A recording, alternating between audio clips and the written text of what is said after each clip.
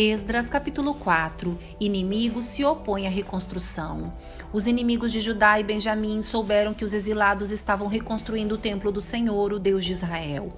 Eles foram a Zorobabel e aos outros chefes de família e disseram: queremos participar da reconstrução, pois também adoramos seu Deus, como vocês. Temos oferecido sacrifícios para ele desde que Esar-Hadon, rei da Assíria, nos trouxe para cá.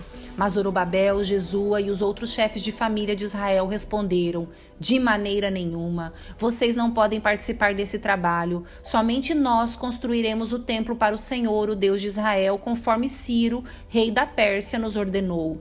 Então, os habitantes da região tentaram desanimar e amedrontar o povo de Judá, para que não continuassem a construção. Subornaram agentes para trabalhar contra eles e frustrar seus planos. Isso prosseguiu durante todo o reinado de Ciro, rei da Pérsia, até que Dario, rei da Pérsia, subiu ao poder. Oposição durante os reinados de Xerxes e Artaxerxes. Anos depois, quando Xerxes começou a reinar, os inimigos de Judá escreveram uma carta de acusação contra o povo de Judá e de Jerusalém. Mais tarde, durante o reinado de Artaxerxes, rei da Pérsia, os inimigos de Judá, liderados por Bislão, Mitredate e Tabeel, enviaram a Artaxerxes uma carta em aramaico que foi traduzida para o rei. O comandante Reum e o secretário da corte Sinsai escreveram a carta, na qual apresentaram ao rei Artaxerxes um relatório negativo sobre Jerusalém. Saudaram o rei em nome de todos os seus colegas, os juízes e as autoridades locais, o povo de Tarpel, os persas, os babilônios e o povo de Ereque e de Suzã, isto é, Elão. Também enviaram saudações do restante do povo que o grande e renomado Assurbanipal havia deportado e estabelecido em Samaria e em todas as terras vizinhas da província a oeste do rio Eufrates. Esta é uma cópia da carta.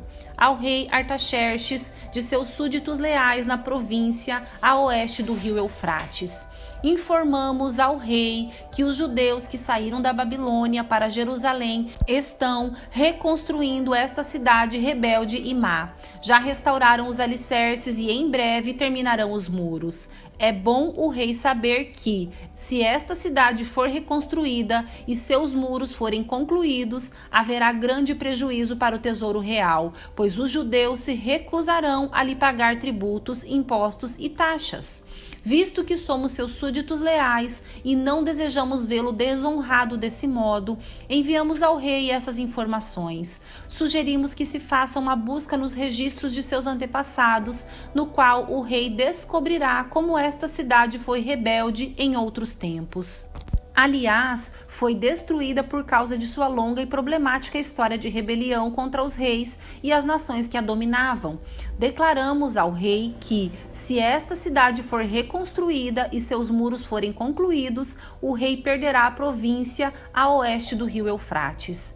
O rei Artaxerxes enviou a seguinte resposta: ao comandante Reum, ao secretário da corte Sinsai e a seus companheiros em Samaria e em toda a província a oeste do rio Eufrates. Saudações. A carta que vocês enviaram foi traduzida e lida para mim.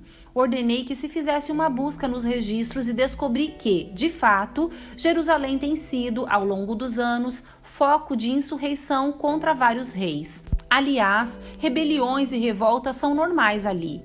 Reis poderosos governaram sobre Jerusalém e sobre toda a província, a oeste do rio Eufrates, e receberam tributos, impostos e taxas. Portanto, deem ordens para que esses homens parem seu trabalho. A cidade não deve ser reconstruída enquanto eu não mandar. Sejam diligentes e não descuidem desse assunto, pois não devemos permitir que a situação prejudique os interesses do rei. Quando a carta do rei Artaxerxes foi lida para Reum, Sinsai e seus companheiros, eles foram depressa a Jerusalém e, fazendo uso de força, obrigaram os judeus a parar a construção. A reconstrução é retomada. Assim, a obra do templo de Deus em Jerusalém foi interrompida e ficou parada até o segundo ano do reinado de Dario, rei da Pérsia. Esdras capítulo 5.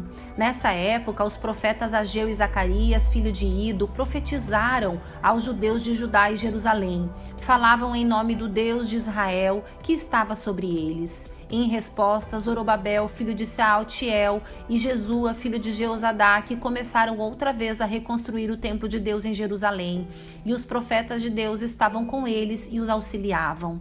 Tatenai, governador da província a oeste do rio Eufrates, Setar, Bozenai e seus companheiros foram a Jerusalém e perguntaram: quem lhes deu permissão para reconstruir este templo e restaurar esta estrutura? Também perguntaram os nomes de todos os homens que trabalhavam no templo. Mas os olhos de Deus estavam sobre os líderes judeus e eles não foram impelidos de prosseguir com a construção até que um relatório fosse enviado a Dario e ele comunicasse sua decisão. A carta de Tatenai ao rei Dario. Esta é uma cópia da carta que o governador Tatenai, Setar-Bozenai e os outros oficiais da província a oeste do rio Eufrates enviaram ao rei Dario. Ao rei Dario, saudações. Informamos ao rei que fomos até o local da construção do templo do grande Deus na província de Judá. O templo está sendo reconstruído com pedras especialmente preparadas e as vigas já estão sendo colocadas nas paredes. A obra avança com muita energia e êxito. Perguntamos aos líderes: quem lhes deu permissão para reconstruir este templo e restaurar esta estrutura? E exigimos os nomes deles, para que pudéssemos dizer ao rei quem eram os líderes. Esta foi a resposta: somos servos do Deus dos céus e da terra e estamos reconstruindo o templo que foi construído aqui muitos anos atrás por um grande rei de Israel. Nossos antepassados, porém, provocaram a ira do Deus dos céus e ele os entregou a Nabucodonosor, rei da Babilônia, que destruiu este templo e deportou o povo para a Babilônia. No entanto, Ciro, rei da Babilônia, no primeiro ano de seu reinado, publicou um decreto ordenando que o templo de Deus fosse reconstruído. O rei Ciro também devolveu os utensílios de ouro e prata que Nabucodonosor havia tirado do templo de Deus em Jerusalém e colocado no templo da Babilônia. Esses utensílios foram removidos dali e entregues a um homem chamado Sesbazar, a quem o rei Ciro nomeou governador de Judá. O rei instruiu Sesbazar a colocar os utensílios de volta em seu lugar, em Jerusalém, e a reconstruir o templo de Deus em seu antigo local. Então Sesbazar veio e lançou os alicerces do templo de Deus em Jerusalém. O povo tem trabalhado nele desde então, embora ainda não esteja acabado. Portanto, se parecer bem ao rei, pedimos que se faça uma busca nos arquivos reais da Babilônia para descobrir se o rei Ciro de fato publicou esse decreto ordenando a reconstrução do templo de Deus em Jerusalém e que o rei nos informe sua decisão sobre esse assunto. Esdras capítulo 6. Dario aprova a reconstrução.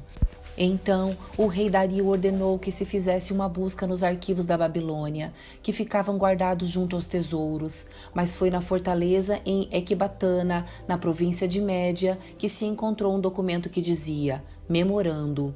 No primeiro ano do reinado do rei Ciro, foi publicado um decreto a respeito do templo de Deus em Jerusalém, que o templo seja reconstruído para ser um local onde se ofereçam sacrifícios usando os alicerces originais. Ele terá 27 metros de altura e 27 metros de largura. A cada 3 camadas de grandes pedras será colocada uma camada de madeira. Todas as despesas serão pagas pela tesouraria real. Além disso, os utensílios de ouro e de prata que Nabucodonosor levou do templo de Deus em Jerusalém para a Babilônia devem ser devolvidos a Jerusalém e colocados em seus devidos lugares, que sejam levados de volta ao templo de Deus. O rei Dário enviou esta mensagem. Agora, portanto, Tatenai, governador da província a oeste do rio Eufrates, Setar-Bozenai, seus companheiros e outros oficiais a oeste do rio Eufrates permaneçam afastados de lá. Não interfiram na construção do templo de Deus.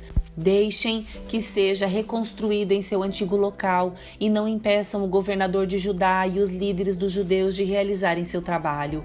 Além disso, decreto que ajudem esses líderes dos judeus a reconstruir o templo de Deus. Paguem sem demora todos os custos da construção, usando os impostos recolhidos na província a oeste do rio Eufrates, para que a obra não seja interrompida. Deem aos sacerdotes em Jerusalém tudo o que eles precisarem. imaginarem, novilhos, carneiros e cordeiros para os holocaustos oferecidos ao Deus dos céus. Providenciem sem falta a quantidade de trigo, sal, vinho e azeite que for necessária para cada dia.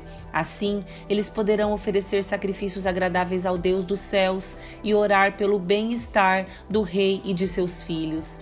Se alguém desobedecer a este decreto de alguma maneira, terá uma viga de sua casa arrancada. Ele será amarrado a essa viga e pendurado nela, e sua casa será transformada num monte de entulho.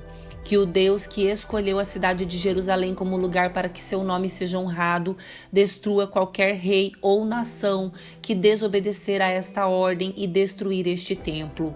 Eu, Dário, publiquei este decreto, que ele seja obedecido com toda a diligência.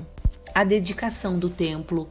Tatenai, governador da província a oeste do rio Eufrates, Setar-Bozenai e seus companheiros obedeceram de imediato à ordem do rei Dário. Com isso, os líderes dos judeus puderam continuar seu trabalho e foram encorajados pela pregação dos profetas Ageu e Zacarias, filho de Ido. Finalmente, o templo foi terminado, como havia sido ordenado pelo Deus de Israel e decretado por Ciro, Dário e Artaxerxes, rei da Pérsia. O templo foi concluído no dia 12 de março, no 6º ano do reinado do rei Dário. Então o templo de Deus foi dedicado com grande alegria pelos israelitas, pelos sacerdotes, pelos levitas e pelo restante do povo que regressou do exílio. Durante a cerimônia de dedicação, foram sacrificados 100 novilhos, 200 carneiros e 400 cordeiros. 12 bodes foram apresentados como oferta pelo pecado de todo Israel, de acordo com o número das tribos. Em seguida, os sacerdotes e os levitas foram divididos em vários grupos para servirem no templo de Deus, em Jerusalém, conforme prescrito no livro de Moisés. A celebração da Páscoa. No dia 21 de abril, o povo que havia regressado do exílio celebrou a Páscoa. Os sacerdotes e os levitas haviam se purificado e estavam cerimonialmente puros. Abateram o cordeiro da Páscoa por todos que regressaram, por seus colegas, os sacerdotes, e por si mesmos. Todo o povo de Israel que havia regressado do exílio participou da refeição da Páscoa, junto com todos que haviam deixado os costumes impuros dos povos que ali viviam, a fim de adorar o Senhor, o Deus de Israel. Em seguida, comemoraram durante 7 dias a festa dos pães sem fermento. Houve grande alegria em toda a terra, pois o Senhor tornou o rei da Assíria favorável a eles e o levou a ajudá-los a reconstruir o templo de Deus, o Deus de Israel.